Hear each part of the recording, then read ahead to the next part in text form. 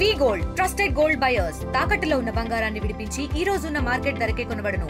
మరిన్ని వివరాలకు సంప్రదించండి 7710 రాష్ట్రంలో 16 మాసాలుగా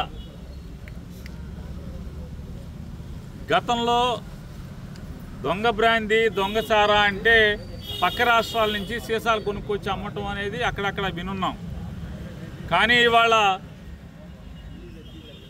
సంపద సృష్టించడంలో కొత్త పోకడలకు వచ్చినటువంటి తెలుగుదేశం పార్టీ వాళ్ళందరూ కలిసి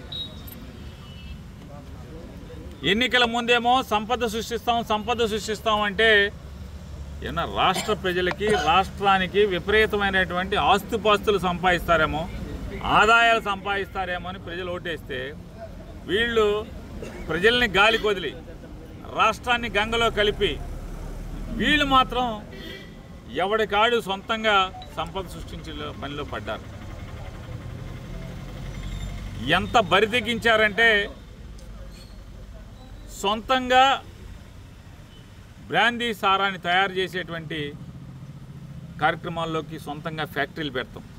ఆ ఫ్యాక్టరీల నుంచి ఫ్రాంచైజీలు ఎమ్మెల్యేల వారీగా ఫ్రాంచైజీలు ఇవ్వటం, వాళ్ళకి సరుకు సప్లై చేయటం, లేదా కలిపినటువంటి బ్రాందీ సారాని క్యాన్లో పోసి పంపించి మీరు బాటిలింగ్ చేసుకోండి అని చెప్పి చెప్పటం.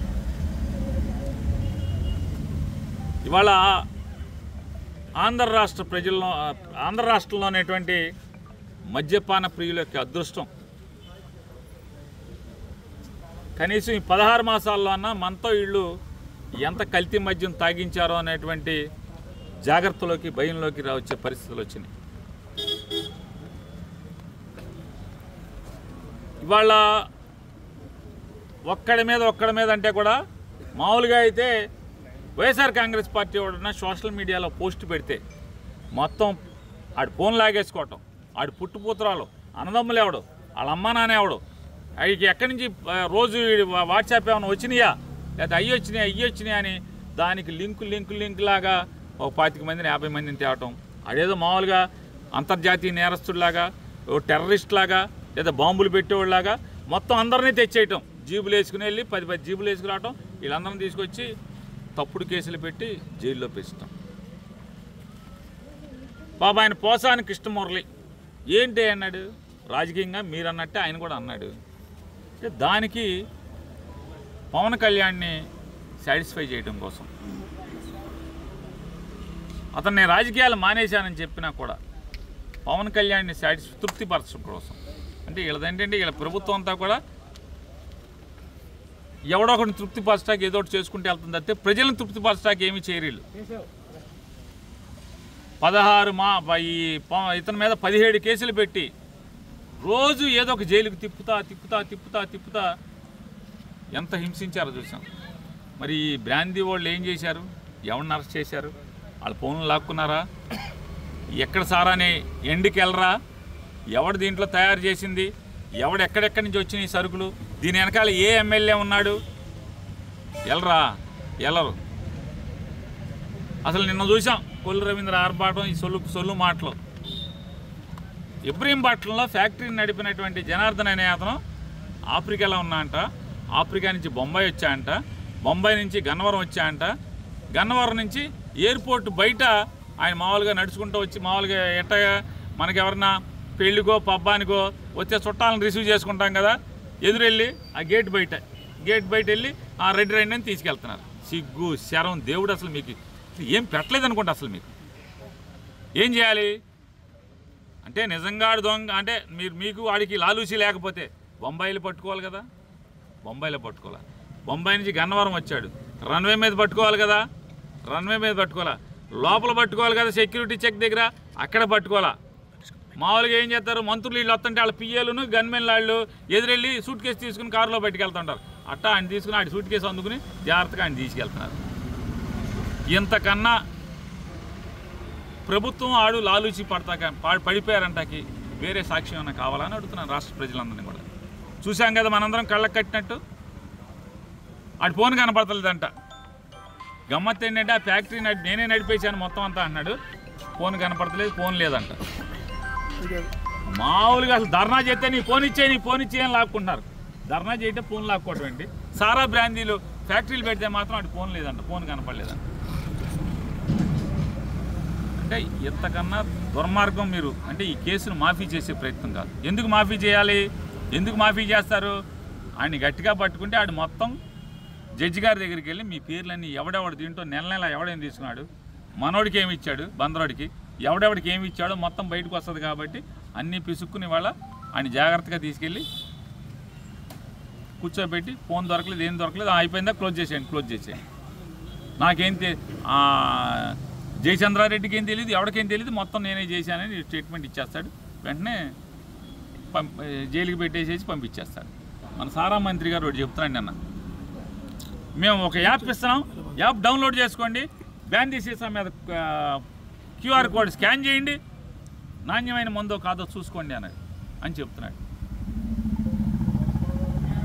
నేను అడుగుతున్నాను, 99 రూపాయలకి సారా కొని తాగేవాడు, బ్రాందీ కొని తాగేవాడు, 100 రూపాయలకి సారా బ్రాందీ కొని తాగేవాడు.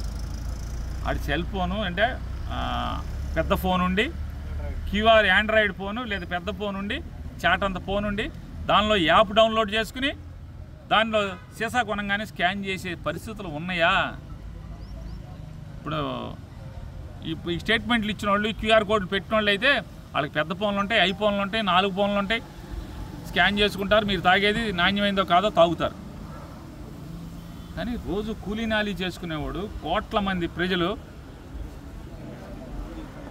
మీరు ఇచ్చే 99 రూపాయలు సారాని కొనుక్కుని క్యూఆర్ కోడ్ స్కాన్ చేయాలా? ఇది జరుగుద్దా? అంటే మీ వల్ల చేత కాదు, మీరు పట్టుకోరు, మీరు ఆపలేరు, ప్రజలే పట్టుకోవాలి. అయ్యా మద్యపాన ప్రియులారా, ఈ ఆంధ్రప్రదేశ్ రాష్ట్రంలో ఉన్నటువంటి మద్యపాన ప్రియులారా, ఎందుకైనా మంచిది బతికుంటే బలుసాకు తినచ్చు. భార్యా పిల్లలు ఉన్నారు మనకి, మద్యం తాగడం మంచిది కాదు, తాగబాకండి. కానీ మీరు తాగలేని పరిస్థితిలో, అంటే ఆపలేని పరిస్థితిలో ఉన్నారు, తాగకుండా ఉండలేని పరిస్థితిలో ఉన్నారు. వెళ్ళినప్పుడు మాత్రం అది బెల్ట్ షాపా? ఎందుకంటే ఊరంతా సారానే. బందర్ల మధ్య మా మంత్రి గారు ఉన్నాడు, బందర్ ఎమ్మెల్యే గారు, ఆయనకి ఆయన సలహాదారుడు ఉంటాడు ఆ సమాధుల దొడ్డి దగ్గర. ఇద్దరికి గొప్ప ఆలోచన వచ్చిందంట, మనం కరెంటు ఇచ్చేసేసి మంచిలు ఇచ్చేద్దాం, రోజు ఇచ్చేద్దాం అని చెప్పాను. బులపాటం దసరాకి మామూలుగా దసరాకి నీళ్ళు లేవు, జనం అల్లాడి ఏడ్చారు. మా బందర్లో ఆ దసరా టైంలో మంచిళ్ళకి కరువు వచ్చిందేమో కానీ మద్యానికి అంటే మందుకు మాత్రం కరువు లేదు. శుభ్రంగా ఇంటి పక్కనే మందు, దొడ్లో మందు, వెనక దొడ్డు గుమ్మ వైపు మందు, ఈది గుమ్మ వైపు మందు, పక్కింటి వైపు మందు, ఎక్కడ ఖాళీ దొరికితే, ఎక్కడ బడ్డీ కూడా దొరికితే అక్కడల్లా మందు.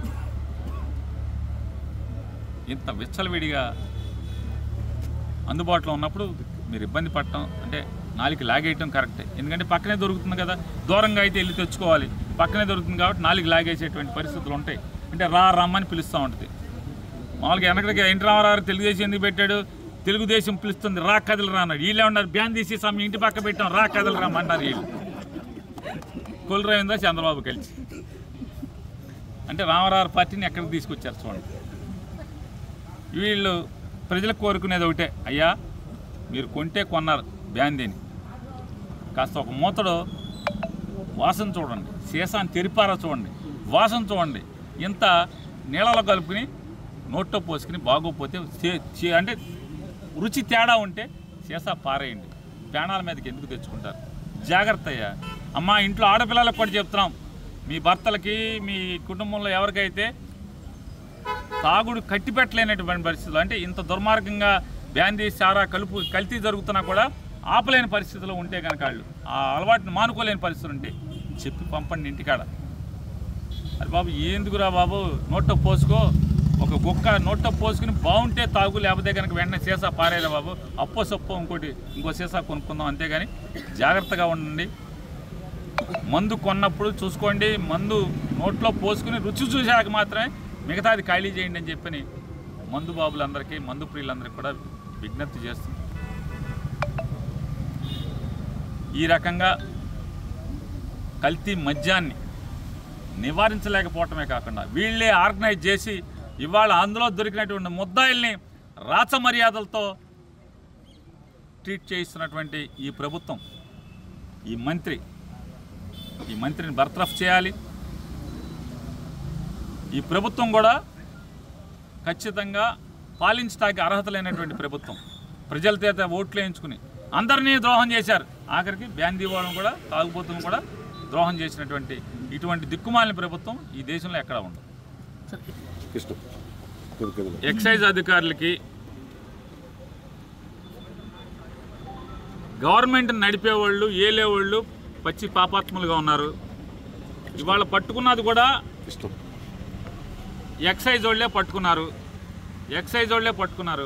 కాబట్టి మీ అంతరాత్మ ప్రబోధం ప్రకారం ఎన్ని ఒత్తిళ్ళున్నా ఈ ఊళ్ళో కాదు ఇంకో ఊళ్ళో ఉద్యోగం చేసుకుంటాం, అంతేగాని కళ్ళు మూసుకు కూర్చోబాకండి, జనం చచ్చిపోతారు. ఇవాళ ప్రజలు కట్టిన పన్నులతో మీకు వచ్చేటువంటి శాలరీ కానీ హోదా కాబట్టి ప్రజల పక్షాన మీరు పనిచేసి ధర్మంగా ఇప్పుడు ఎక్కడెక్కడైతే పట్టుకుంటున్నారో అలా ఎక్కడైనా తోలు తీయండి. ఈ సొల్లు రవీంద్ర చెప్పినా కూడా తోలు తీయండి, బెల్టులు కట్టి పెట్టండి, షాపులో మాత్రమే అమ్మేలాగా. ఎందుకంటే ఈ సీసా ఎవడమ్మాడో రేపు ఎవడు కూడా బాధ్యత వహించడు. బెల్ట్ దగ్గర దొంగ బ్రాంతి అమ్మితే ఎవడ బాధ్యత వహిస్తాడు? చేతులు కడుక్కుంటాక అందరూ. షాపులో అమ్మితే పలానా షాపులో కొనుక్కున్నాడు, మా ఆయన కొనుక్కొచ్చి పడిపోయాడు, తాగి చచ్చిపోయాడని చెప్పని మనం పట్టుకుంటాకైనా ఆధారం ఉంటుంది. కాబట్టి తక్షణమే బెల్ట్ షాపులు రైడ్ చేయాలి, బెల్ట్ షాపులు నిర్మూలన చేయాలి.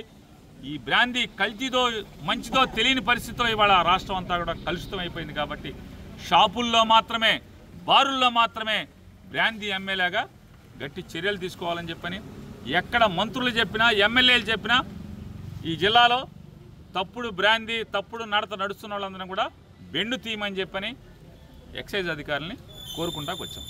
తెలుగులో న్యూస్ కి ఫాస్టెస్ట్ యాప్ ఇప్పుడు టోటల్లీ న్యూ అవతార్లో జస్ట్ 5 సెకండ్స్ లో కంప్లీట్ న్యూస్. సోషల్ మీడియాలో ట్రెండ్స్ కి one stop solution. Live TV app voice search option తో ఇప్పుడే డౌన్లోడ్ చేయండి లేదా అప్డేట్ అయిపోండి. యాప్ లింక్ డిస్క్రిప్షన్ లో ఉంది.